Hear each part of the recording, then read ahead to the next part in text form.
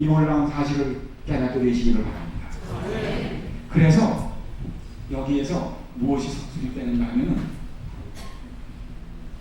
이 생명은 우리가 믿음으로 십자가를 믿음으로 죄 사함을 받아서 의롭게 되어 구원을 받습니다. 이 코스가 무슨 코스인가 하면 생명을 얻는 코스요. 이는 누구가 하시는 일이에요? 하나님이 하시는 일이에요. 전적으로 하나님 하시는 일. 이 일에 사람이 자기의 노력을 갖다가 합쳐서 내 노력으로 구원을 받았다고 한다면 이게 뭐 되나요? 사람이 뭐 되는 길이라고요? 하나님 되는 길이에요.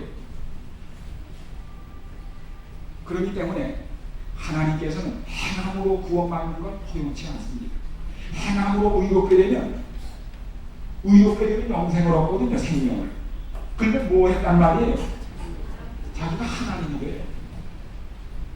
하나님이 되면 뭘 받아야 돼요? 예배를 받아야 돼요. 그러면 또 사단 노릇을 또 하게 돼야 돼요. 이런 일은 절대 없게 됩니다. 그러므로 왜 성경에 행함으로는 절대로 의롭게 돼서는 안 되는지 이유가 분명하죠? 이게 무슨 코스예요? 영생을 만드는 생명과학이기 때문에 그렇습니다. 그러니까 사람이 손을 댈 수 없게 돼 있어요. 창조하실 때 하나님은 천사도 거들지 않았습니다. 홀로 창조하셨다고 했습니다. 누가 거들면 거둔 사람이 뭐이 된다고요? 하나님이 돼요. 창조하기 때문에. 예배를 받아야 돼요. 지구가 온 우주의 질서가 깨져버립니다. 안 됩니다. 어머니가 누리면 어떻게 되겠어요? 그래서 절대로 행함으로는 의롭게 되지 못하게 되어 있습니다. 선행은 이 죽음보다 강한 사랑을 깨닫게 될 때 사랑은 뭐하게 되어 있어요? 사랑은 뭐하게 될 수 있습니까? 고린도전서 13장에 나오는데 율법을 완성하게 되어 있습니다. 그렇습니까? 네. 사랑이 있으면 사랑을 행하면 율법이 뭐 돼요? 폐지되는 게 아니라 완성됩니다. 사랑만이 율법을 지키게 만들기 때문입니다. 그렇습니까? 율법을 지킴으로 구원을 받는 것이 아니라 이 놀라운 사랑을 경험함으로 율법을 지킴으로 율법이 이루어지게 되는 것입니다. 그것이 진정한 성화입니다. 분명합니까? 하나님이 세상을 이처럼 사랑하사 독생자를 주셨습니다. 사랑이 있으면 죽으신 거죠. 끊임없이 베풀립니다. 2차 대전이 끝나고 독일은 아주 극심한 폐허에 들어갔습니다. 고아들은 길에 너부러졌습니다. 배고픔으로 방황했습니다.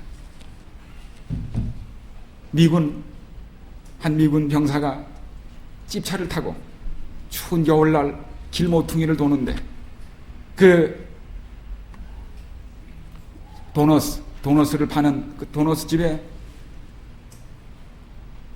쇼윈도 그 유리창 밖에서 한 아이가 고아가 남루한 옷을 입고 벌벌 떨면서 이렇게 그 안에서 도너스 구는 것을 보면서 얼마나 먹고 싶어 하는지 한숨을 짓고 있었습니다. 먹고 싶다. 병사가 차를 지나가다 그걸 보고서 가슴이 뭉클해서 차에서 내려가지고 도너스 집에 가서 도너스 한 봉지를 사가지고 문을 열고 나와서 그 도너스를 바라보며 한숨을 짓고 있는 그 아이에게 도너스를 건네줬어요. 이 아이는 너무나 놀랐습니다. 도너스를 받아준 다음에 너 먹어라. 그리고 떠나려는 그 아저씨를 불렀어요. 아저씨는 하나님인가요? 그랬어요. 네. 누가 하나님입니까? 누가 하나님의 일을 하는 사람입니까? 이처럼 사랑하사 주는 사람입니다. 사랑은 주게 만듭니다. 끊임없이 베풀게 하는 것입니다. 사랑은 율법의 완성입니다. 왜 율법이 그렇게 지키기가 힘들어요? 사랑이 없어서 그런 겁니다. 저 십자가의 사랑, 자기 아들을 아끼지 아니하시고 내어주신 하나님의 사랑을 경험한 사람은 다른 사람의 생명을 위하여 자기의 것을 아끼지 않습니다. 그게 율법의 완성입니다. 제가요 이 말씀을 드리는 이유가 뭔가 하면 제가 참 오랫동안 저도 이제 어느 사이에 참 오래 믿은 사람이 됐네요. 옛날엔 초신자였었는데 한 30년 믿으면 이제 초신자 넘어갔잖아요. 제가 이 연조가 깊어지면서 제가 자꾸 의문이 드는 게 있었어요. 요한복음 3장 16절이 있는데 왜 멸망당하는 사람이 있을까? 하나님이 세상을 이처럼 사랑하셨는데 왜 멸망당하는 사람이 있을까? 또 하나는 왜 교회를 오래 나온 사람이 우리 자신들을 포함해서 왜 사람이 변해되지 않을까? 오히려 연조가 긴 많은 분들 중에 점점 사람이 어떻게 참 메말라져가지고 그냥 빠장빠장 소리만 나는 거예요. 그런데 또 믿음은 좋아요. 믿음은 좋아요. 성경도 잘 알고 믿음이 좋아요. 소위 말하는 믿음이 좋은데 옆에 가면 참소리가 날려. 그저 그분만 있으면 문제가 생겨. 직원에도 힘들어지고 그분이 꼈다 하면 왜 연조가 오래돼도 사람이 달라지지 않을까?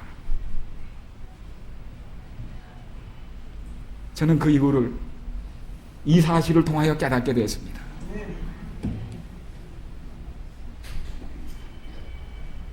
믿음은 우리가 믿음으로 의롭다함을 얻습니다. 그렇죠? 믿음으로 의롭다함을 얻어요. 그래서 믿음으로 십자가에서 이루어진 하나님의 사랑, 죽음보다 강한 사랑, 그 사랑이 우리를 용서했어요. 용서하셨지? 자기를 죽이는 사람도 용서하셨어요. 악한 상에도 용서를 받았어요.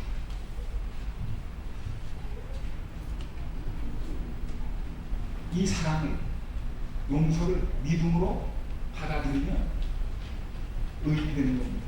그게 성경에 값 없이 의롭게 되는 방법입니다. 그런데 이 믿음은 그렇게 빠장빠장 머리로만 믿는 믿음이 아니라 십자가에 나타난 죽음보다 강한 뭐예요? 갈라디아 5장 우리 6절 보세요. 이 믿음이 그냥 믿음이 아니에요. 그냥 믿음이 아니고 갈라디아 5장 여기 보십시오. 6절 그리스도 예수 안에서는 할례나 무할례가 효력이 없되 사랑으로서 역사하는 뭐예요? 이 믿음이 그냥 머리로 믿는 믿음이 아니라 사랑으로 역사하는 믿음이에요. 사랑으로 역사하는 믿음입니다. 사람을 변화시키는 건 믿음이 변화시키는 게 아니라 사랑이 변화시켜요. 사람은 사랑에 의해서만 변화되게 되어 있습니다. 이 믿음이 십자가를 통하여 비쳐나오는 사랑에 의하여 동기가 유발될 때 이 믿음이 사람을 구원하고 변화시키는 것입니다. 이 믿음이 사람을 성령의 성화를 경험하게 하는 것입니다. 여러분, 우리가 그동안 십자가에 반응되지 않은 믿음 때문에 얼마나 날카로운 사람이 됐는지 모릅니다. 문제를 일으키는 사람이 됐는지 모릅니다. 다른 사람을 이해하지 못하고 용서하지 못하고 비평하는 남의 허물을 찾는 그것이 바로 예수님에게 그토록 준엄한 질책을 받은 바리새인의 믿음이었습니다. 구원에 이르지 못할 믿음이었습니다. 믿음으로 사랑으로 역사하는 믿음을 경험하시게 되기를 간절합니다. 왜 행함으로 의를 이룰 수 없는지 이유가 분명해지지 않았습니까? 그러면 어떻게 사람이 선행은 어디 들어가는가? 말씀드렸지요. 사랑은 율법을 완성시키는 동기가 되는 겁니다. 사랑이 없이는 율법이 이루어질 수가 없게 됩니다. 아무리 강조해도.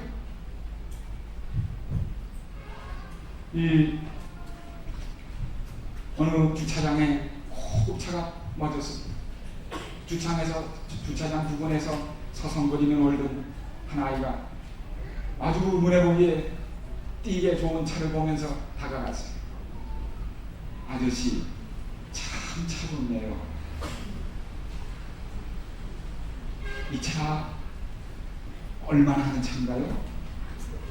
그러니 아저씨가 이 천 내가 산 게 아니고 우리 형님이 선물하신 거란다. 그랬더니 이 아이가 의뢰 이 아이로 나도 그런 형님이 있었으면 그럴 줄 알았더니 이 아이가 뭐라는가 하면 나도 그런 동생이 됐으면 나도 그런 형님이 됐으면 나도 그런 형님이 됐으면 저는 발을 못 쓰는 불쌍한 동생이 있어요. 내가 그 동생에게 저는 좋은 차를 하나 사줄 수 있으면 얼마나 좋을까요? 그게 진짜 형님입니다. 우리 교회 동생이 너무 많아요. 형님은 없고 전부 보살핌을 받으려고만 해요. 오히려 교회 나온 지 연조가 오래되고 높은 분일수록 자꾸 보살핌만 받으려고 해요. 동생이 너무 많으니까 형님은 없고 대우를 받으려고 하고 존경을 받으려고 하고 섬김을 받으려고 하니까 교회가 전동할 힘이 없어요. 큰 어린이들 보살피느라 교회에 큰 어린이들이 너무나 많아요. 여러분 형님이 되시기를 바랍니다. 이 교회가 형님이 돼요. 형님이 많아야 됩니다.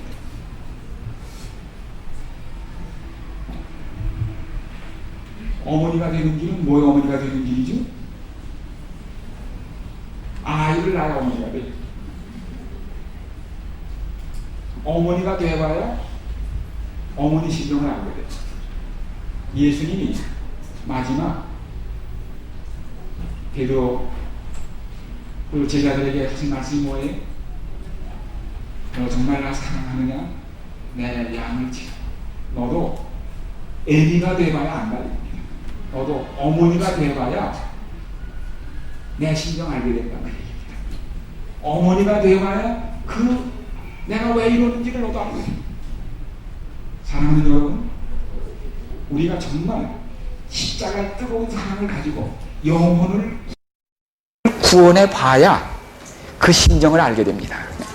그때 비로소 성숙한 믿음의 어른이 되는 것입니다. 이제 시간이 다 돼서 제가 이 마지막 부분들을 말씀드리면서 시간을 정리해야 되겠습니다.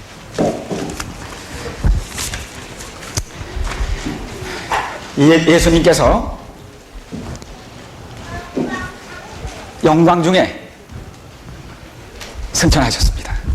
정말 혹독한 지상생의 고난의 흔적을 다 몸에 지니신 채로 부활하셔서 영광스럽게 천사들의 호의를 받으며 하늘에 도착했습니다. 찬송에 들끓었습니다. 그럴 때 우리 상상으로 하는 거예요. 가브리엘이 예수님을 평생 지상생애 동안에 옆에서 모시고 십자가에 달리실 때 옆에 있었고, 돌문을 움직일 때 거기 있었던 수종천사인 가브리엘이 근심된 표정으로 예수님께 다가왔습니다. 주님, 정말 고생 많이 하셨습니다. 주님께서 당하신 그 고난, 인간을 위해 치르신 그 엄청난 희생을 저는 똑똑히 보았습니다. 정말 주님 영광과 존경을 받으셔야, 예배를 받으셔야 합당합니다. 예수님께서 빙그레 웃고 계셨습니다. 그런데 주님, 저 세상 사람들이 주님께서 그들을 위해 당하신 그 엄청난 고난과 희생, 그 사랑을 알고 있을까요? 그게 걱정된 겁니다. 정말 저 사람들이 주님이 당하신 그 엄청난 희생을, 그 고난을 기억하고 있느냐 이겁니다. 예수님께서 너 나디에 아니야, 아직은 아니야. 그저 몇 사람이 알고 있지. 저 지구 팔레스타인 저기 있지 않니? 거기에 몇 사람, 저 베드로, 요한, 야고보 그 몇 사람이 기억하고 있어. 그럼 모든 사람이 예수님께서 이루신 그 놀라운 구원과 치르신 희생, 사랑에 대하여 알 수 있도록 무슨 조처를 해놓고 오셨나요? 무슨 계획을 세워놓고 오셨나요? 그저 베드로, 요한, 야고보 그리고 몇 사람에게 나에 대하여 사람들에게 말하라고 부탁해놓고 왔지. 아마 그들의 말을 들은 사람들이 또 다른 사람들에게 나에 대하여 또 얘기할 거야. 그 사람이 또 얘기할 거고, 그러면 이 얘기가 세상에 쫙 퍼질 거야. 아직도 가브리엘은 염려가 꽉 찼어요. 그런데 주님, 그 제자들이 그걸 잊어버리거나 그만 지쳐버리거나 실증이 나서 그 일을 그만두면 그러면 어떻게 되나요? 그러면 어떻게 되는 겁니까? 만약에 그렇게 되면 예수님이 이 땅에 오셔서 베푸신 구원이 어떻게 돼요? 그 죽음이 끝나버려요. 무효가 돼버려요. 그러니까 가브리엘이 걱정이에요. 걱정할 만합니까? 예. 가브리엘은 누구를 알고 있어요? 그 허풍선이를 알고 있어요. 베드로. 그 의심 많은 도마를 알고 있어요. 그 제자들이 얼마나 겁쟁인 걸 알고 있는 거예요. 그렇지 않아요? 변덕스럽고 싸움 잘하고 위험하면 도망가고.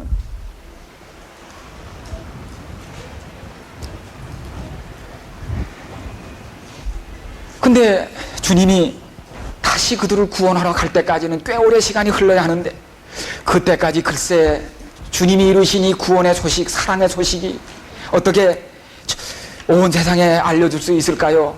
혹시 그것이 실패할 경우에 다른 대안, 다른 계획 세우신 건 없나요? 예수님께서는 고개를 흔드시며 나는 그 밖에 다른 플랜을 세운 것이 아무것도 없네. 나는 그들을 철저히 믿고 있네. 그랬습니다. 2000년이 지난 지금까지 예수님은 그 외에 아무 다른 플랜이 없습니다. 그거를 누구에게 맡기고 오셨어요? 제자들에게 너희가 보고 들은 것에 대하여 나가서 뭐 하라고 그랬어요? 증인이 되라. 그 얘기밖에 해놓은 게 다른 게 없습니다. 그거 딱 한 가지 했습니다. 아무 다른 플랜이 없습니다. 여러분, 예수님의 이 계획이 성공했습니까? 실패했습니까? 성공했습니다. 성공했기 때문에 여러분과 제가 예수님 얘기를 들은 게 아닙니까? 저 십자가 얘기를 들은 게 아닙니까? 예수님은 이 땅에 오셔서 다 실패하셨어요. 조금만 낮춰주세요. 우선 장수하는 데 실패하셨습니다. 33살밖에 못 사셨어요. 돈벌이에 실패하셨습니다. 남의 빌린 구유에 나셨다가 빌린 무덤에 돌아가셨어요. 조국 광복에 실패했습니다. 유대인을 로마의 손에서 건져내질 못했습니다. 사회개혁에 실패했습니다. 노예도 한 사람도 해방 못 시키고 돌아가셨습니다. 다 실패했습니다. 딱 한 가지 성공했습니다. 뭐 성공하신지 아세요? 제자를 만드는 데 성공하셨습니다. 그 일 하나 성공하셨습니다. 그 일 하나 성공하심으로써 모든 걸 다 뒤집어 놓으셨습니다. 온 세상에 예수님 때문에 싹 달라졌습니까? 싹 달라졌습니다. 온 노예들이 해방되고 부녀자들의 지위가 향상되고 민주의 천국이 피어나고 가난한 사람이 우대를 받고 인권이 회복되고 온 세계가 뒤집어 버렸습니다. 예수님 때문에 연대가 두 쪽에 났습니다. 그 아이가 태어남으로 그 여자가 낳은 아이가 보통 아이가 아니에요. 철장으로 만국을 다스릴 아이입니다. 그렇게 사자를 피하여 곰을 피하여 표범을 피하여 구사일생으로 태어난 그 아이가 땅에 떨어지자마자 세계 역사는 두 동강이라고 말했습니다. BC AD. 그 아이가 세계 역사의 중심이 되고 모든 세계는 이 아이를 중심으로 다시 시작된 것입니다. 그분이 누굽니까? 그 여자가 낳았던 그 아이입니다. 예수 그리스도입니다. 이 엄청난 일들이 제자를 통하여 이루어졌다는 사실입니다. 예수님이 이 땅을 떠나시면서 마지막 하신 명령이 있습니다. 마태복음 28장 19절. 유언이요 마지막 하신 말씀입니다. 자, 우리 이 모든 것들 정리하면서 보십시오. 마태복음 28장 19절.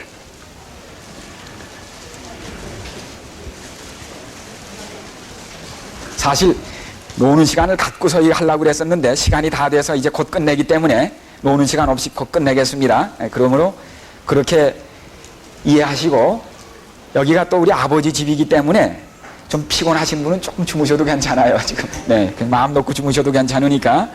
또 주무시라면 안 주무시니까. 네. 자, 여기 18장 19절. 자, 예수께서 나와 일러 가라사대 하늘과 땅의 모든 권세를 내게 주셨으니 그러므로 너희는 가서 모든 족속으로 제자를 삼아 아버지와 아들과 성령의 이름으로 침례를 주고 내가 너희에게 분부한 모든 것을 가르쳐 지키게 하라. 볼지어다 내가 세상 끝날까지 너희와 항상 함께 있으리라. 그런데 여기 보니까 침례를 베푸는 일, 가는 일, 또 그 가르치는 일, 몇 가지가 다 동사가 나오는데 이걸 헬라어 문법으로 보면은, 헬라어 문장으로 이게 전부 분사예요. 분사. 본동사가 아니고. 본동사는 하나밖에 없습니다. 여기 제자를 삼고입니다. 즉 제자를 삼아야 침례도 되고 가르치는 일도 되고 복음을 전하는 일이 제자를 만들어야 된다는 얘기입니다. 제자가 안 되면 일이 안 된다는 겁니다. 제일 중요한 것이 제자를 삼는 일입니다. 예수님이 그러기 때문에 당신이 침례를 베푸신 게 아니라 제자를 만드심으로 그들이 나가서 침례를 베푼 겁니다. 사랑하는 여러분, 우리가 주님의 제자가 될 때 이 주님의 모든 계획이 제자를 통해 이루어진다는 사실을 기억하시기를 바랍니다. 예수님이 이 땅에 오셔서 공중봉사할 때 제일 먼저 하신 것이 뭔가 하면 마가복음 13장에 12제자를 택하여 훈련시키신 일이었습니다. 그리고 맨 마지막에 하신 일이 뭡니까? 돌아가시기 마지막 주일 제자들만 따로 모으고 마지막 그들과 함께 거하셨습니다. 그리고 부활하신 다음에 맨 마지막 하신 게 뭐였지요? 어제 저녁 말씀드린대요. 또다시 고기 잡으러 뛰어나간 제자들을 아침에 또 불렀습니다. 배가 고파서 옷 다 젖은 축축하게 허기져서 맥이 쭉 빠진 것들을 어떻게 했어요? 오라고 그래서 다 불러가지고 꾸짖지 않으시고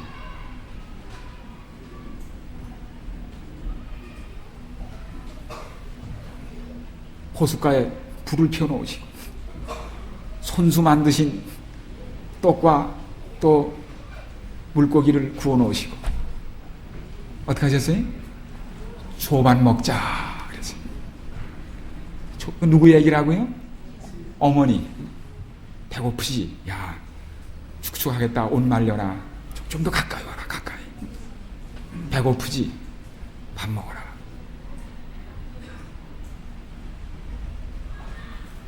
마지막 제자들에게 심어주신 게 뭐예요? 사랑이었습니다. 그리고 사랑을 연습시켰습니다. 베드로야 너나 사랑해? 주님 사랑해요. 정말 사랑해요. 정말이지? 정말요. 이제 메아리를 할 줄 아는구나. 제자들의 가슴이 꽉 맸습니다. 사랑으로 목이 맸습니다.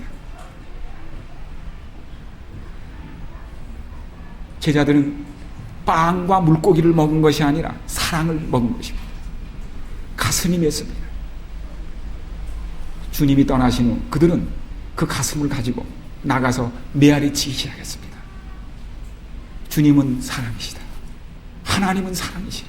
저 십자가를 보라. 죽음보다 강한 사랑. 나 같은 사랑도 살리신 사랑. 제가 오늘 아침에 점심을 먹으면서도 제가 오늘 낮에 설교를 마친 다음에 예수님이 떠나시려고 하는데도 베드로는 뭐예요? 어디로 가시느냐고. 난 왜 지금 못 쫓아가냐고. 또 빌립은 뭐예요? 하나님 아버지 좀 보여달라고. 3년을 쫓아다닌다면 이게 참 너무 유치해. 3년을 그런 제자들을 주님이 얼마나 사랑하시고 참고 견디셔서 당신을 위해 죽을 수 있게 만들었다는 사실입니다. 그들이 전부 어떻게 했어요? 순교당했습니다. 주님을 너무 사랑해서 그들이 받은 죽음보다 강한 사랑을 당신들이 자기들이 경험했기 때문에 그들도 주님을 위하여 죽을 수가 있었다는 사실입니다. 죽음을 이기는 건 하나밖에 없습니다. 사랑입니다. 사랑만이 죽음보다 강한 세력입니다. 이 사랑을 가진 사람들 앞에, 십자가의 죽음보다 강한 사랑을 경험한 사람들 앞에 죽음은 맥을 쓰지 못했습니다. 200여 년 이상 계속된 로마 제국의 핍박이, 죽음의 핍박이 화형주도 넘어뜨렸습니다. 사랑의 메아리가 로마 제국을 뒤집어 폈습니다. 온 세계에 퍼져나갔습니다. 온 세계에 메아리치고 있는 것이 뭡니까? 십자가에서 흘러나온 하나님은 사랑이시라는 죽음보다 강한 사랑의 메아리가 온 세상에 가득 찬 것입니다. 이 사랑에 반응할 때 거기서 뭐 발생한다고요? 영생이 발생합니다. 어머니의 모태에서 사랑 때문에 응집된 거기에서 아이가 생명이 발생하듯 십자가에서 터져나오는 죽음보다 강한 하나님의 사랑이 거기에 반응할 때, 거기가 니고데모가 예수님께 묻던 나이 많은 사람 다시 태어나는, 영생으로 태어나는 모태가 어디냐고 묻던 데가 바로 저 십자가인 사실을 기억하시기를 바랍니다. 이리하여 사도행전에 보니까 이 교회가 번지기 시작하는데, 사도행전 1장 15절에 보니까 그때 교회가 하나밖에 없었어요. 다락방, 전세 다락방, 2층 다락방입니까? 교인이 뭐예요? 몇 명이었어요? 아녀자들 다 합쳐서 120명. 드디어 이들에게 성령이 임했습니다. 약속하신 성령이 임했습니다. 2장 41절 42절 보면은 3,000명이 들어옵니다. 4장 4절에 보면 5,000명으로 늘어납니다. 5장 14절에 보면 허다한 무리가 됩니다. 6장 1절 7절 보면은 셀 수도 없이 많은 무리가 들어옵니다. 9장 31절에 보면은 이제는 사람이 늘어나는 것이 아니라 교회가 늘어나기 시작합니다. 16장 5절에 보면은 사도행전 교회가 날마다 늘어났습니다. 21장 20절에 보면은 이제는 헤아릴 수 없이 많아졌습니다. 사도행전 21장까지 가는 동안에 120명으로 시작되었던 요 한 교회가 무섭게 번져나가면서 온 세계를 확 덮은 것입니다. 아주 통계가 나와요. 120, 3,000, 5,000 쫙쫙 나가가지고 나중에는 헤아릴 수 없이 숫자만 늘 뿐 아니라 교회로 쫙 번져나갔습니다. 이게 무슨 결과입니까? 사도행전에 읽어보면 제자가 더욱 많아졌다고 했습니다. 그들은 교인이 많아진 것이 아니라 제자가 많아졌어요. 예수님에게서 배운 그대로 하는 사람들이 많아졌습니다. 그대로 가서 그들이 뭡니까? 초대교회에 목사 있었습니까? 초대교회 안수 목사 몇 명이었어요? 한 사람도 목사 없었습니다. 모든 신자가 목사였습니다. 여기 이런 말씀이 있습니다. 그리스도인 활동의 기반으로서 작은 반들을 구성하여야 할 것을 절대로 과거 없으신 주님께서 나에게 제시하셨다. 교회 증언 7권 21, 22죠. 교회를 작은 구역반으로 쪼개서 선교 활동을 하면 절대로 성공을 거두지 못하시는 과거 없으신 하나님께서 그렇게 해야 교회가 부흥한다고 말씀하셨다고 했습니다. 이게 우리는 벌써 100여 년 전에 받은 얘기예요. 근데 이걸 지금 누가 대신했어요? 순복음이 먼저 했어요. 받기는 우리가 먼저 받고. 교회 안에 신자들이 있을 경우에 그 교인들로 작은 단체들로 조직하여 교인들을 위하여 뿐만 아니라 불신자를 위해서도 일하게 하라. 만일 한 곳에 진리를 아는 사람이 두세 사람만 있을지라도 그들로 하여금 일꾼들의 단체를 형성하게 하라. 그들로 하여금 연합을 이루게 하여 사랑과 연합으로 함께 나아가게 하고 서로 전진하도록 격려하게 하라. 그들이 그리스도의 이름으로 일하게 하고 기도하게 되면 그들의 수는 증가될 것이다. 보증하시겠다는 겁니다. 바로 그게 예수님이 제자들 훈련한 방법이에요. 예수님은 공중전도에서 실패를 하셨어요. 요한복음 6장에 보면 공중전도 하실 때 남자만 5천 명이 모였어요. 그러니까 아녀자까지 하면 한 1만 5천, 2만 명이 모였어요. 전도회 끝나고 결심 받을 때 보니까 몇 명 남은 줄 아세요? 12명 남았어요. 그래서 예수님께서 뭐라고 그러셨지요? 너희도 갈래? 그랬어요. 한 10,000명 이상 모였는데 결심 받으려니까 12명 남았더라. 그 중에 또 하나는 아직은 또 떨어지고. 여러분, 공중전도로는 이 교회가 결코 예수님의 뜻을 이루지 못합니다. 공중전도는 제자들 훈련이 구역반 전도가 다 된 사람들이 나중에 모여서 힘을 합쳐서 열매를 따는 일에 불과한 겁니다. 여러분이 주님의 방법을 따르시기를 간절히 바랍니다. 어떻게 하면 되는가? 한 구절만 읽고 이제 우리 그 비결을 하나만 찾아보십시다. 어떻게 하셨는가? 사도행전 2장. 제가 이걸로 좀 시간을 많이 말씀을 드리려고 그랬는데 제가 갈 시간이 가까워서 오래 있을 수가 없네요. 자, 그래서 이 사도행전 2장, 이건 분명히 하나님의 방법입니다. 이 방법에 다른 방법이 없습니다. 사도행전 2장, 그들이 어떻게 했습니까? 자, 41절, 그 말을 받은 사람들은 침례를 받음에 이날의 제자의 수가 3,000이나 더하더라. 우리 영남합회가 6개월 동안 애를 썼는데 300명도 안 되는데 정말 부끄럽네요. 제가 1963년도하고 62년도 3년도에 여기 부산에 한 2년 동안 있었습니다. 저 외출 못 나오는 특별한 무대에 있었는데 그때 교회가 몇이었는가 하면 14교회였습니다. 그게 30년 전입니다. 부산에 지금 교회가 몇 교회입니까?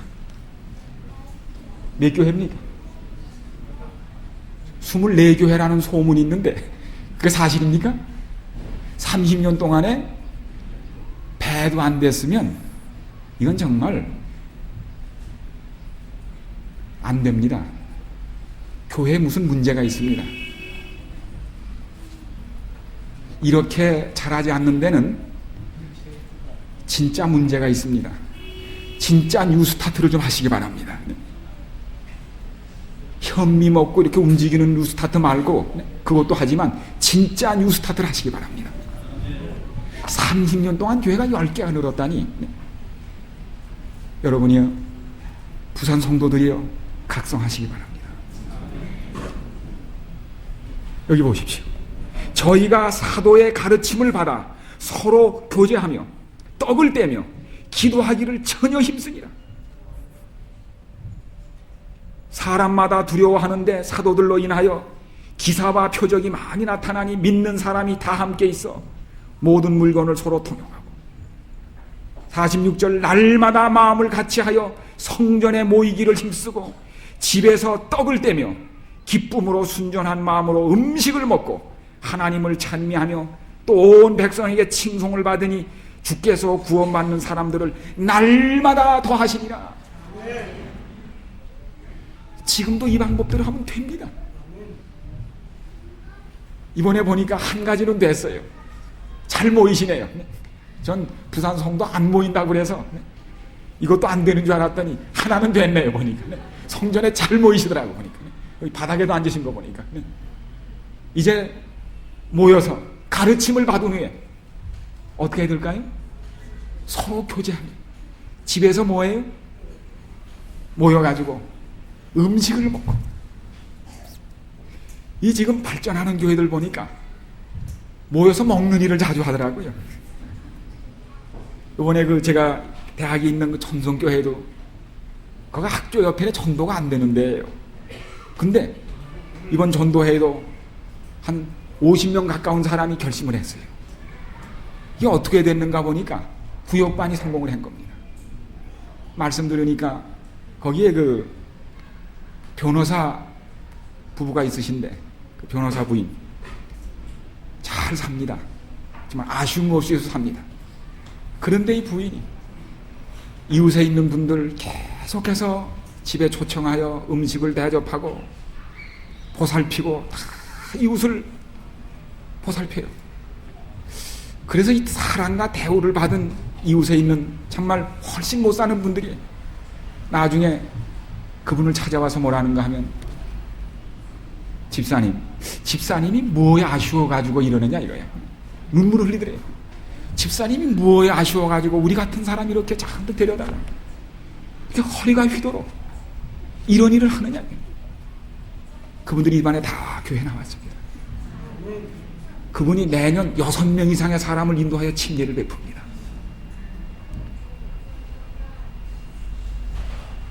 중앙교회를 갔더니 제가 주말 부흥회를 저 서울 중앙교회 거긴 도심지기 때문에 전도가 안 돼요.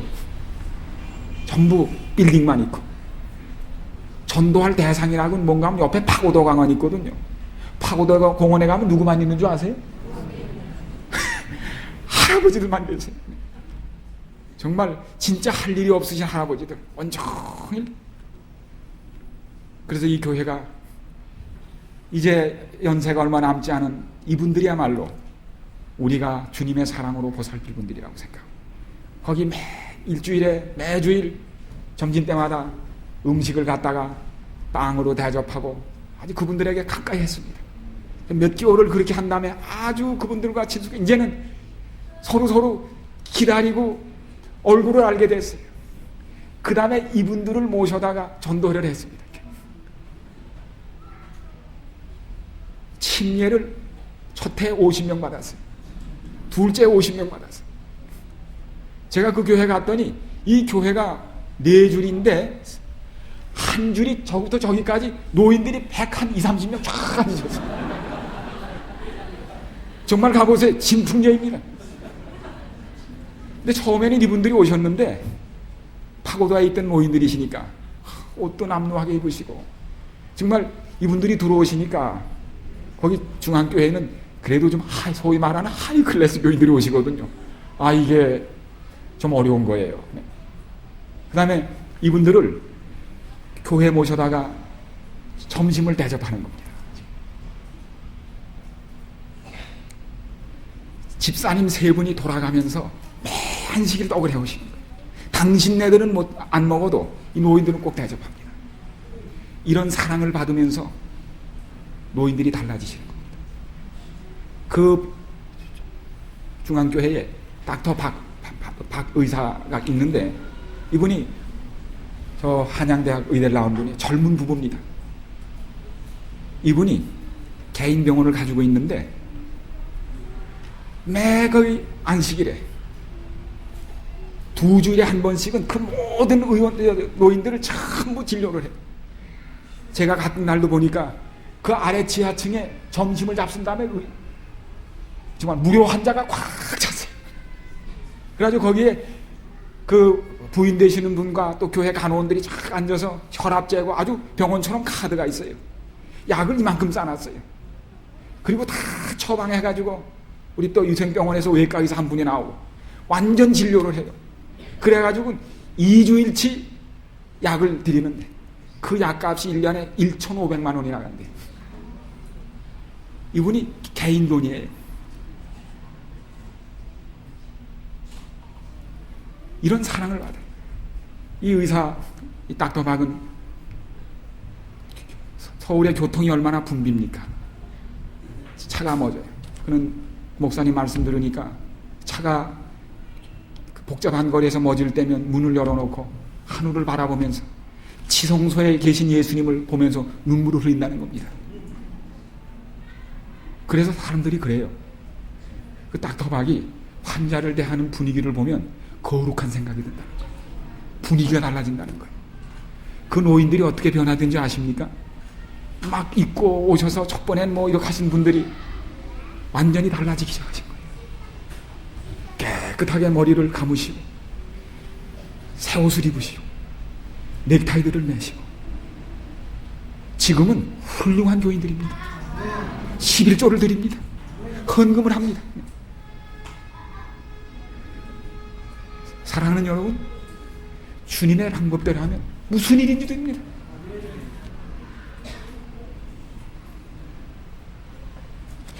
제자 운동을 시작한 서울의 몇 교회들은 1년에 70명, 80명씩 조그만 교회들입니다.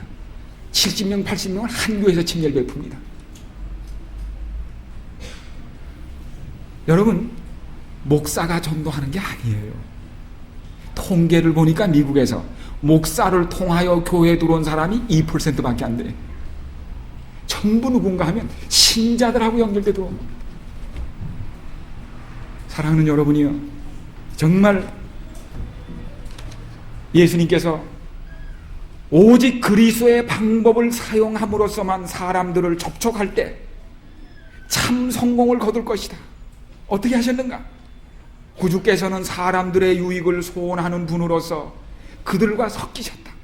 그분께서는 그들에 대한 당신의 동정심을 보여주시고 그들의 필요를 따라 봉사하시고 그들의 신임을 얻으셨다. 그런 후에 그분께서는 나를 따라오라고 그들에게 말씀하셨다. 치료봉사 143. 다른 사람을 교회로 이끌려면 그 사람이 자기를 믿어야 합니다. 아직 믿지도 않았는 자기가 누군지도 모르는데 자꾸 교회를 끌고 하니까 딸려오나요? 이 사람이 어떤 사람이라는 걸 생활로 보여야 합니다. 신뢰를 얻어야 합니다.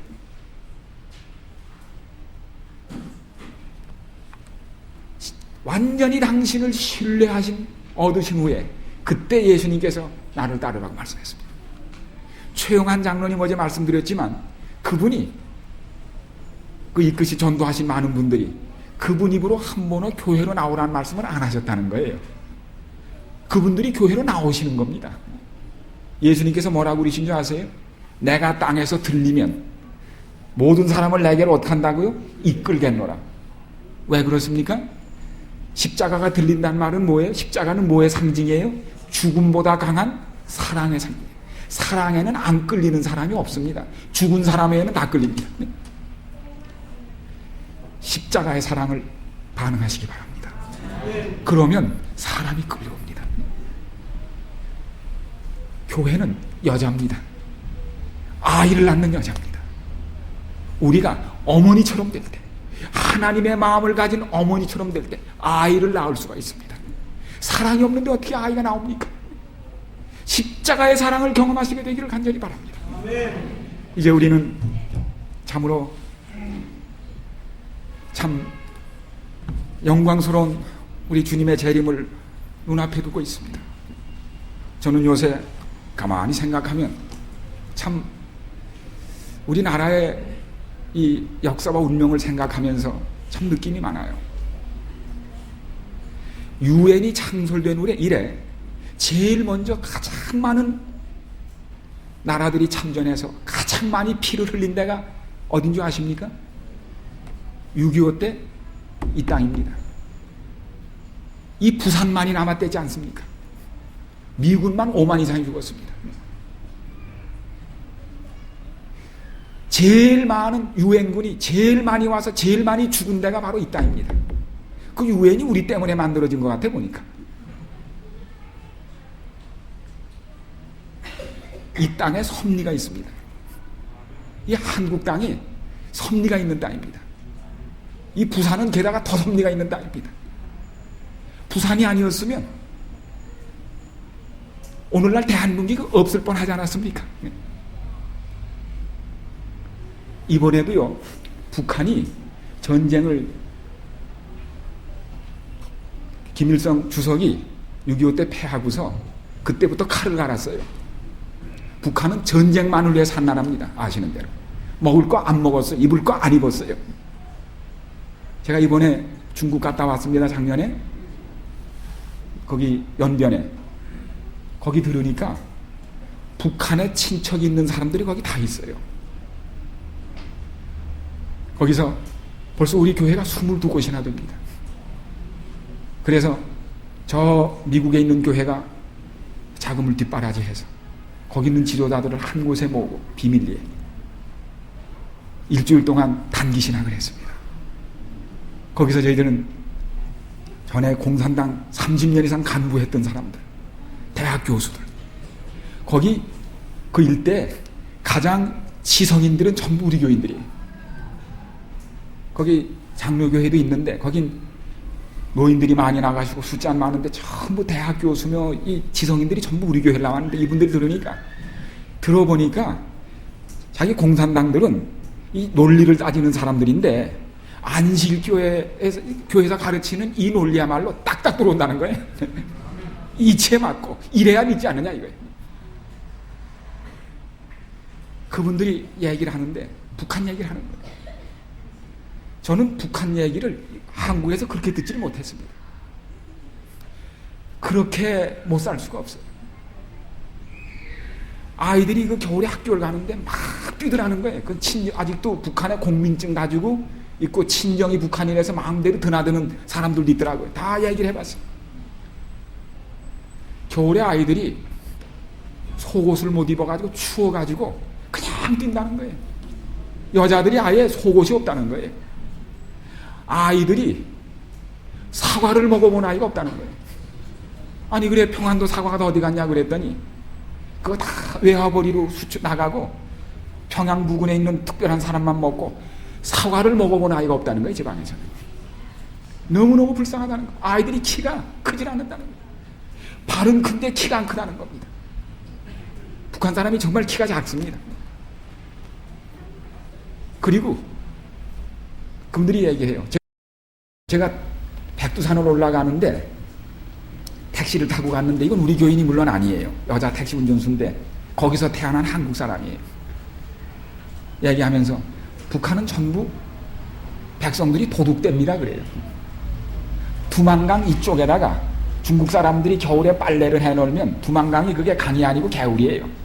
아침에 일하면 빨래가 없다는 거예요. 저쪽에서 건너와 다 걷어간 거예요. 택시 운전수가 그러더라고요. 여자 택시 운전수.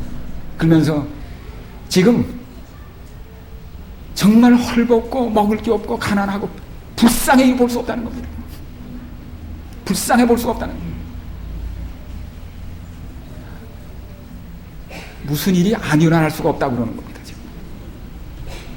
그러면서 북한을 얼마나 비평하는지 전 그렇게 비평하는 거 처음 들었어요. 정말 불쌍한 우리 동족들에게 복음을 전해야 합니다. 하나님이 빨리 기회를 주시기 바랍니다. 그렇게 안 먹고 안 입고 싸움 준비만 한 겁니다. 무기가 얼마나 많은 줄 아시죠? 우리는 한 척밖에 없는 잠수함이 22척이나 돼요. 대포도 2만 이상해야 돼요. 탱크도 뭐 3천인 얼마 전부 갖다 무기만 만들었습니다. 비행기도 많고 전부 전쟁 준비한 겁니다. 그런데 급격한 일이 벌어진 겁니다.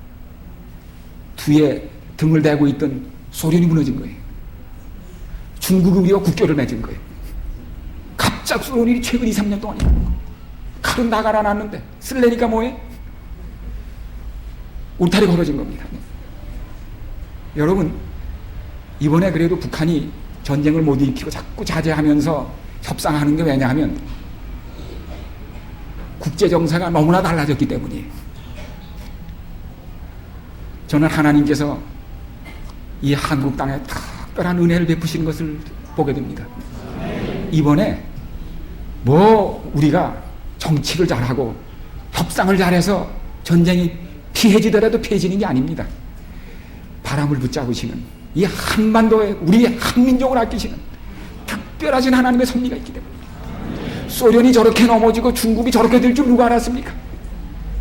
북한에서 너무나 정말 기절할 일이 벌어진 거예요. 힘을 못 쓰는 겁니다.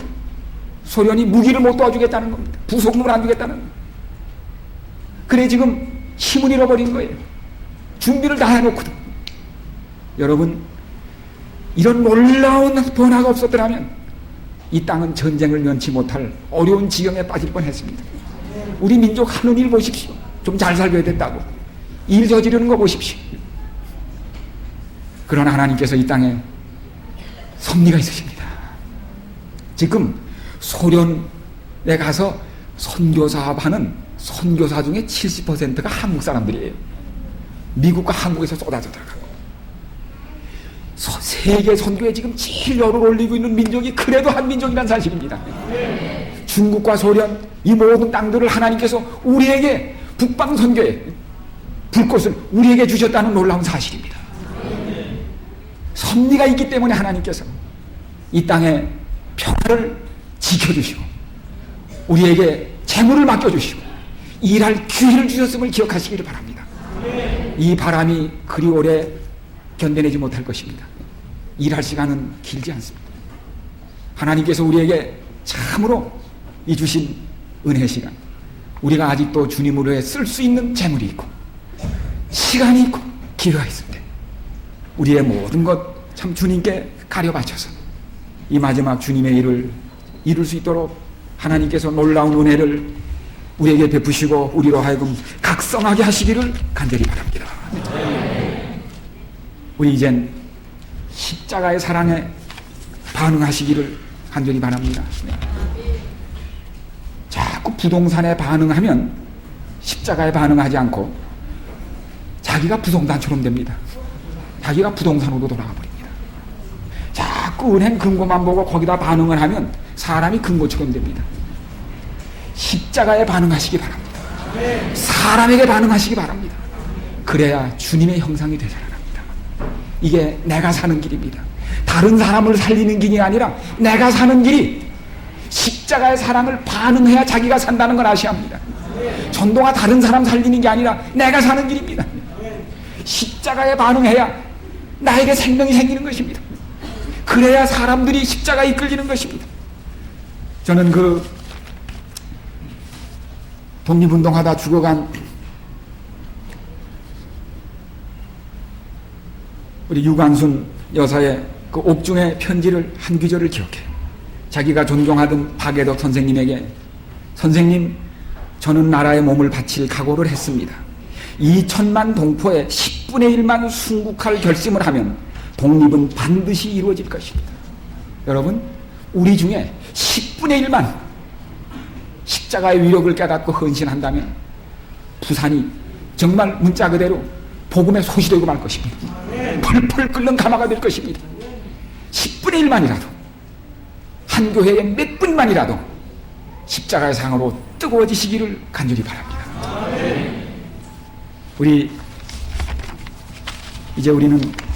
마지막 참 함께 이 복음의 대열에 일어서기 위하여 십자가의 사랑에 반응하면서 제가 이 한 말씀만 드리고 오늘 모든 말씀을 끝냅니다.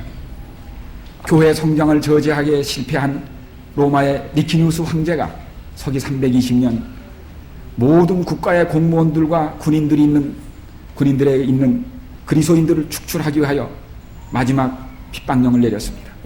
그리하여 국신의 앞에서 절하지 않으면 전 처형하도록 그런 명령이 내렸습니다.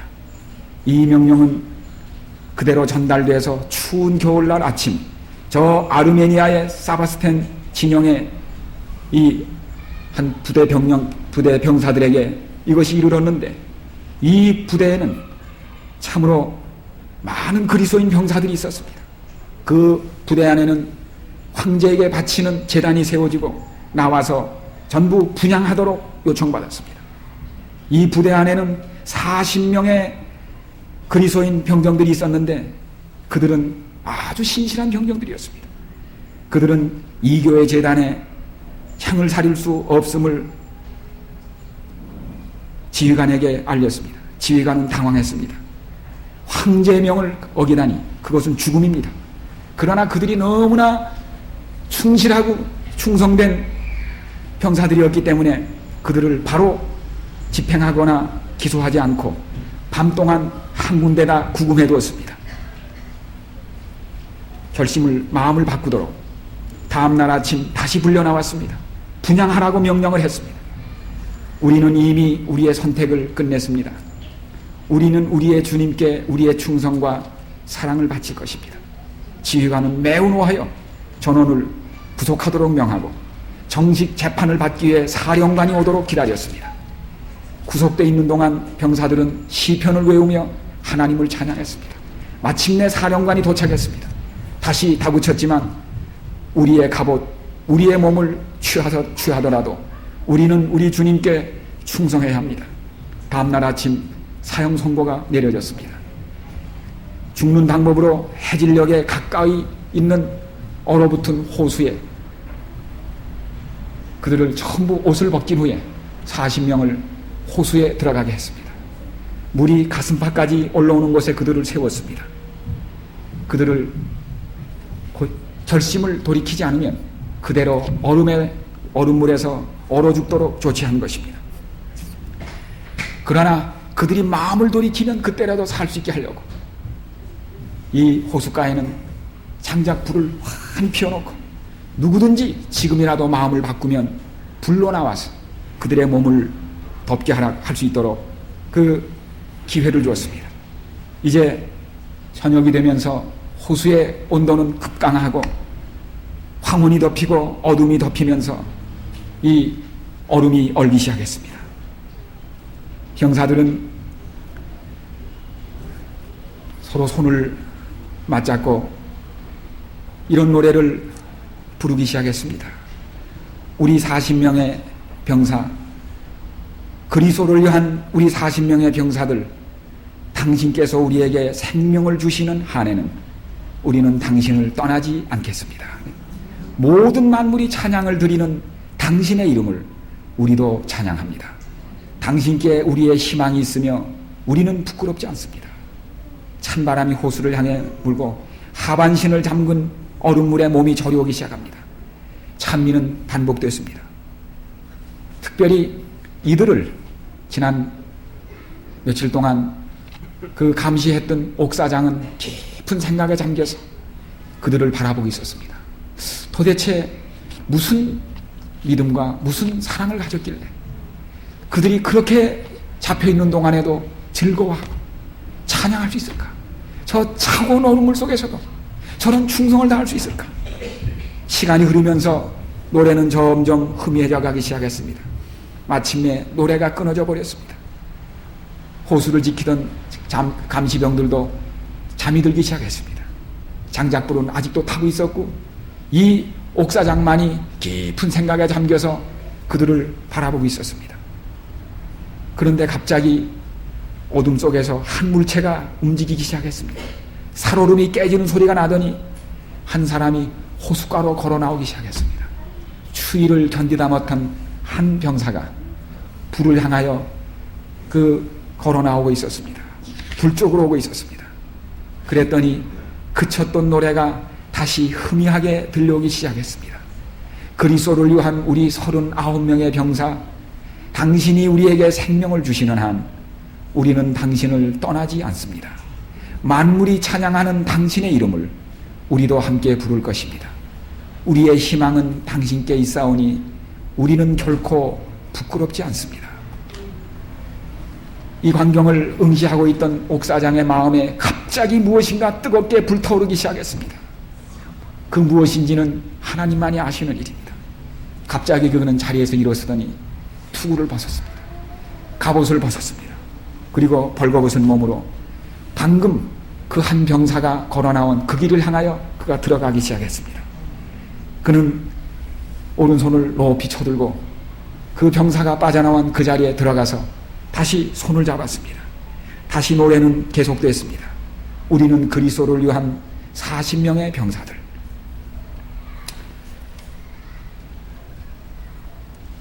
당신이 우리에게 생명을 주시는 한 우리는 당신을 떠나지 않습니다. 만물이 찬양하는 당신의 이름을 우리도 함께 부를 것입니다.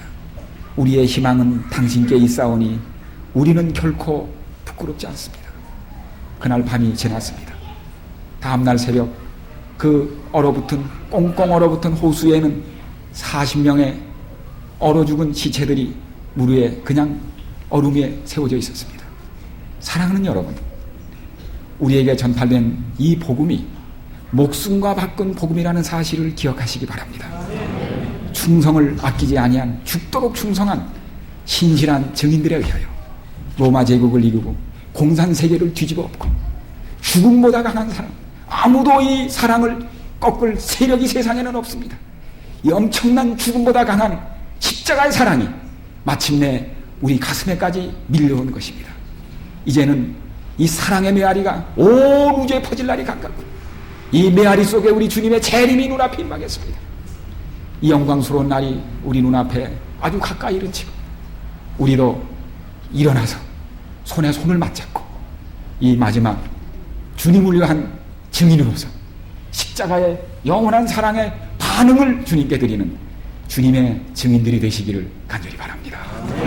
하나님께서 이 부산지구에 이 놀라운 사랑의 기적을 이루시고 마침내 우리의 마지막 희망이 서려있는 이 부산에서 일어나는 놀라운 하나님의 사랑의 역사를 우리가 경험할 수 있도록 은혜 베푸시기를 간절히 바랍니다.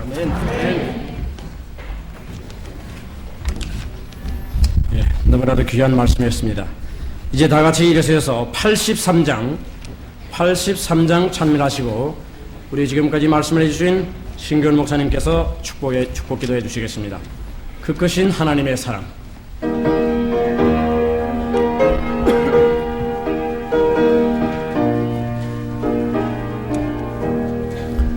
그 크신 하나님의 사랑 다 증명하는 못하네. 저 높고 높은 별을 넘어 이 낮고 낮은 땅 위에 죄변한 영혼 구하러 그 아들 보내사 밤어째 삼아주셨으 주 용서하시네. 그 크신 하나님의 사랑 영영 못하며 영원히 변치 않는 사랑 성도여 찬양하세. 괴로운 시절 지나가고 이 세상 영화 시들 때 주 믿지 않던 모든 사람 큰 소리 외쳐 울어도 주 믿는 성도들에게 큰 사랑 베푸사 우리의 죄 사했으니 은혜에 잊을까. 그 크신 하나님의 사랑 다 증명 못하며 영원히 변치 않는 사랑 성도여 찬양하세. 저 바다 물을 먹물 삼고 하늘을 두루마리로 그 크님 사랑 기록해도 더러서 할 수 없겠네. 하나님 크신 사랑을 어찌 다 쓸까. 저 하늘 높이 쌓아도 채우지 못하리. 그 크신 하나님의 사랑 증명 못하며 영원히 변치 않는 사랑 성도여 찬양하세.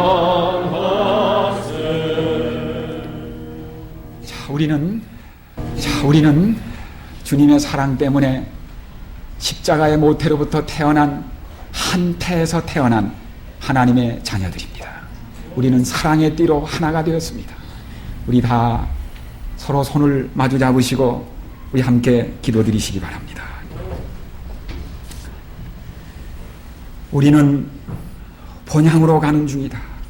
우리를 심히 사랑하사 우리를 위하여 죽기까지 하신 주님께서 우리를 위하여 한 도성을 세우셨다. 새 예루살렘은 우리가 안식할 처소이다. 하나님의 도성에는 다시 슬픔이 없을 것이다. 슬픔의 통곡도 깨어진 희망과 매장된 애정의 만가도 다시는 들리지 않을 것이다. 머지않아 우리의 이 둔한 의복들은 혼인 예복으로 바뀌어질 것이다. 머지않아 우리는 우리 왕의 대관식을 목도할 것이다.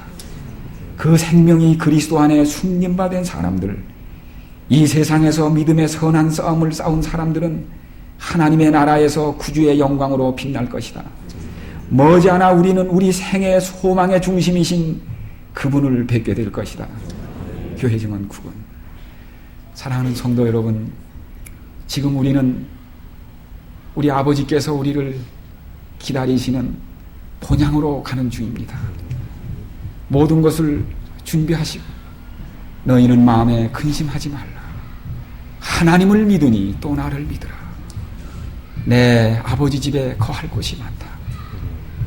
모든 처소를 예비하면 다시 와서 너희를 내게로 영접하여 나 있는 곳에 너희도 있게 하리라고 약속하신 우리 주님이 우리를 영접하러 오실 그날이 시시각각 다가온 지금 우리는 본향으로 가는 사람들입니다. 이제 우리는 길에 피곤한 우리 형제 자매들 이웃들의 손을 마주 잡고 서로 돌보며 아버지 집 가는 길 함께 가시기를 간절히 바랍니다. 서로 이끌고 밀어서 길에 피곤하여 쓰러지는 가족 없도록 함께 부추기며 같이 가십시다. 또한 불쌍하고 바쁘게 살면서도 어디로 가야 할지, 무엇을 위해 살아야 할지 모르는 방황하는 우리 사랑하는 이웃들, 동족들에게 아버지께로 가는 길을 가르쳐 주시기 바랍니다. 우리의 본향 다시는 죽음도 슬픔도 불행도 없는 아버지 집 가는 그곳으로 우리의 모든 이웃들과 동족들을 초청하시기 바랍니다. 아멘. 자비로우신 주님, 우리에게 주님을 사랑하는 이 귀한 성도들, 이 부산지구에 이렇게 주셔서 감사합니다. 아멘. 하나님, 십자가에 주님의 죽으심이 헛되지 아니하여 그 사랑, 죽음보다 강한 사랑, 가슴이 터진 사랑, 손발이 찢기면서도 용서하신 사랑, 이 사랑, 그 사랑에 반응하여 십자가의 사랑 때문에 태어난 머리 숙인 이 귀한 주님의 자녀들을 하나님의 영원한 자녀로 인치시옵소서. 아멘. 저희들로 이제는 주님의 자식 노릇하게 도와주시고 아멘. 주님을 그저 사랑하게 하여 주시옵소서. 무조건 사랑하게 하여 주시옵소서. 그리고 까닭 없이 조건 없이 이웃을 사랑하게 하여 주시옵소서. 그리하여 저희들이 가진 이 사랑 때문에 또 사람들이 영원한 주님의 사랑에 이끌려 주님의 나라에 함께 이르게 하여 주시옵소서. 아멘. 이제는 우리를 주님 안에서 함께 부르신 주의 사랑하시는 여러 종들, 목사님들과 여러 장로님들과 교회 여러 재직들과 또 우리 모든 신자들이 하나가 되어 사도행전 오순절의 놀라운 부흥을 경험하도록 주님 부산을 복음의 불길로 사루어 주시옵소서. 아멘. 교회들의 부흥의 불길이, 헌신과 희생의 불길이 일어나게 하여 주시옵소서. 아멘. 하나님 하실 수 있습니다. 아멘. 약속하시고 보증하셨습니다. 아멘. 내가 그 사람이 되게 하여 주시옵소서. 아멘. 이제는 세상 끝날까지 우리와 함께 계시겠다고 약속하신 우리 주님의 임재와 성령님의 감화감동하심과 죽음보다 강한 사랑으로 우리를 사랑하신 하나님의 사랑이 우리의 가슴에 사무치게 하시고 아멘. 주님 오신 날까지 사랑의 메아리 가슴에 안고 목매어 가슴 벅차게 메아리 치며 살아가도록 우리를 그 세상 끝날까지 인도하여 주시옵기를 아멘. 우리 구주 예수님의 이름으로 간절히 기도드리옵나이다. 아멘.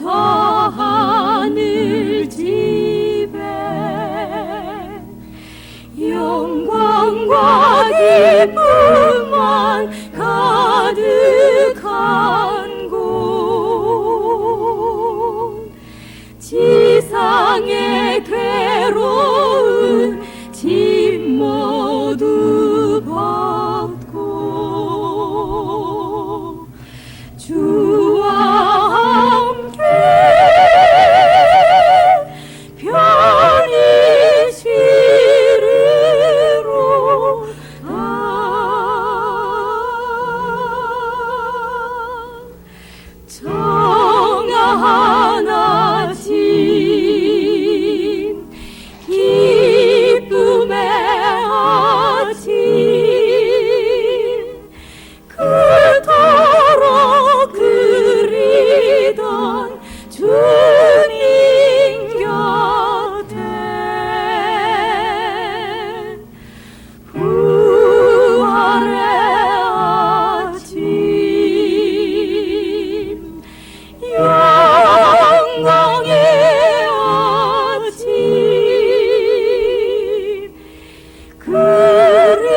그리던 내 주님 곁에 살리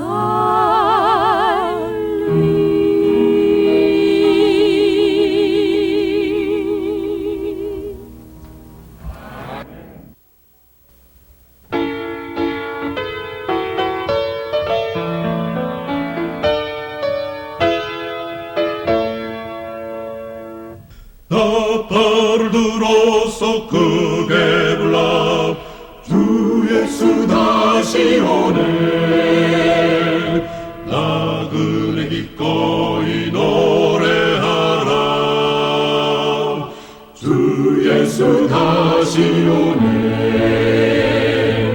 다시 오네 다시 오네 주 예수 다시 오네 다시 오네 다시 오네 주 예수 다시 오네 백성이 분노해 싸움 싸우니 주 예수 다시 오네